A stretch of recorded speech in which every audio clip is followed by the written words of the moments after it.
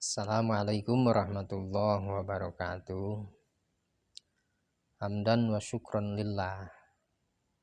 Puji sinarang syukur tasyakur urang sanggakeun ka zat Allah Rabbul Ghafur.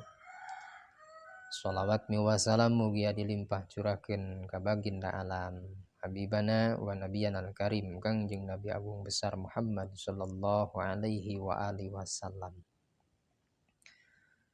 Alhamdulillah wa syukru ala ni'amillah.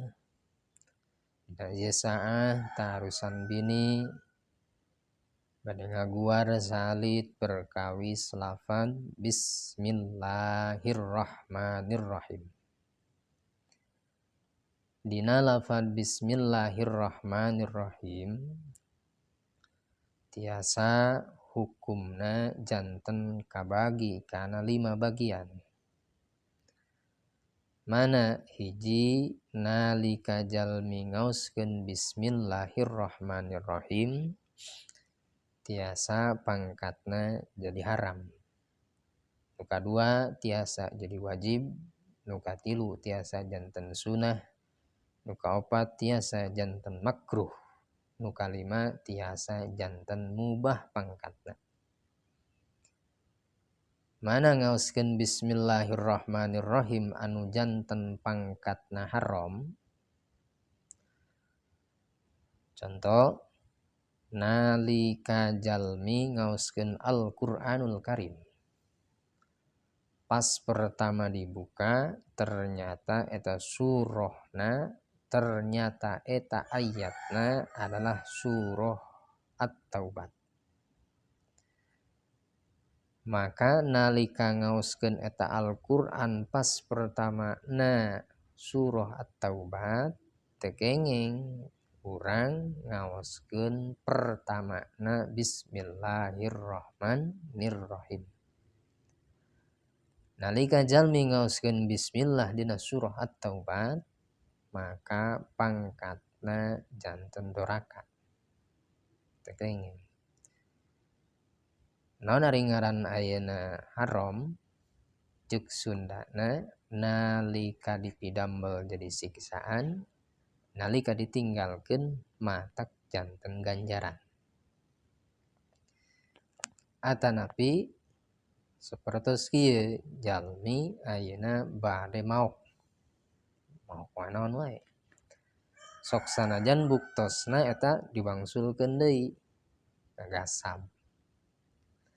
Nambut sendal nu batur tapi teu wawartos heula ngagasab pangkatna ceuk Sunda teh mah maok. Ngan maokna pasti diwangsulkeun deui mun eta mah nya. Nalika ayeuna ngagasab sendal batur diantawisna atanapi maok perkara barang batur heg weh dina lisan ngaoskeun heula bismillah. Supaya janten salamet maok teh ngaoskeunlah bismillah. Bismillahirrahmanirrahim paok weh. Maka hukumna eta ngaoskeun bismillah janten siksaan doraka. Sajabaning maok janten doraka, janten double. Nu kaduana tiasa eta ngaoskeun bismillah janten wajib pangkatna. Mana ngaoskeun bismillah anu wajib pangkatna? Sapertos nalika hiji jalmi bade netepan fardu atanapi netepan sunnah. Nu mana eta jalmi madhabna adalah madhab Imam Syafi'iyah. Pas rengsena niat tras takbiratul ihram tuluy saparantosna ti dinya eta jalmi henteu ngaoskeun kana bismillah langsung weh kana surah Al-Fatihah. Alhamdulillahi rabbil alamin. Lafad bismillah nanti diaos teu diucapkeun dina lisan. Diucapkeun dina ucapkeunna mah sanes dina lisan mung dina hate ngageremetan. Kumaha? Maka ku teu ngaoskeun eta lafad bismillah netepana janten batal. Tuluy wajib pangkatna pikeun jalmi anu netepan bade fardu bade sunnah pangkatna anu ngamadhab ka Imam Syafi'iyah. Wajib kedah ngaoskeun heula Bismillahirrahmanirrahim sateacan ngaoskeun surah Al-Fatihah. Margi eta surah Al-Fatihah kalebetkeun kana bagian ti punten margi eta Bismillahirrahmanirrahim kalebetkeun kana bagian surah Al-Fatihah. Terus nu katiluna tiasa ngaoskeun eta Bismillahirrahmanirrahim pangkatna janten makruh. Kumaha makruh dipidamel teu matak jadi doraka ditinggalkeun sami kitu keneh.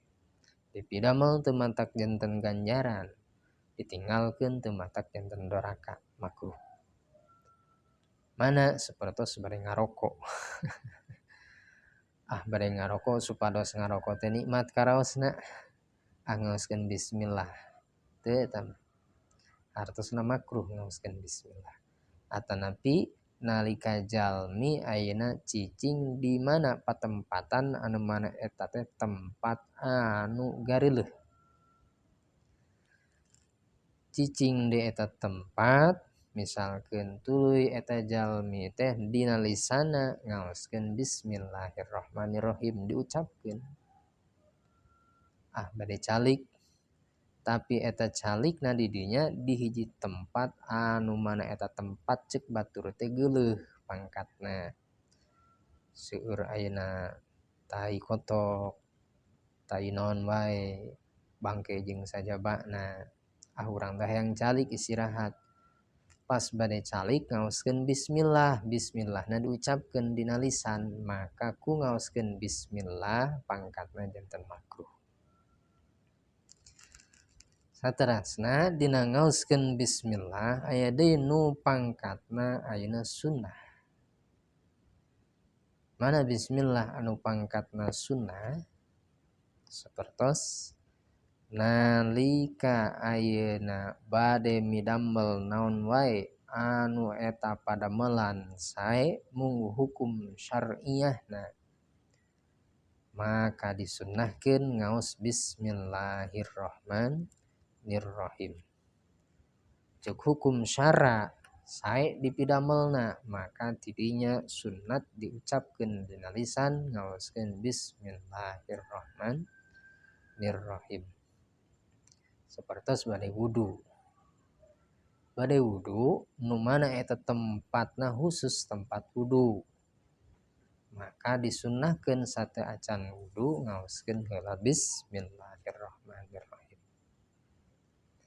Terus nu terakhir aya nu pangkatna ngaoskeun bismillah pangkatna janten mubah wenang. Hartosna bade ngaoskeun bismillah mangga, teu ngaoskeun bismillah ge teu saeus-eus. Mana ngaoskeun bismillah anu pangkatna wenang, jalmi bade calik sanes di tempat anu geuleuh. Calik we sateacan calik ngaoskeun bismillah, maka pangkatna eta teh mubah pangkatna wenang. Hartosna bade ngaoskeun bismillah mangga, bade teu ngaoskeun bismillah mangga teu saeus-eus, teu matak janten doraka. Eta diantawisna ngaoskeun bismillahirrahmanirrahim tiasa janten pangkatna wajib, haram, makruh, sunnah, sareng mubah. Mudah-mudahan aya manfaat tur barokahna ti pribados sok sanaos ieu pangaosan teu ngalangkungan teu nyandak kana kitabna. Mudah-mudahan aya manfaat tur barokahna. Amin ya Allah ya rabbal alamin. Hapunten ti pribados anu kasuhun luhur saur bare carekna ti pribados seueur lepatna eta mah istuning jerojoy timbul tina kabodohan pribadi. Leresna eta panginten anugerah ti Allah Subhanahu wa taala. Akhirul kalam. Wassalamualaikum warahmatullahi wabarakatuh.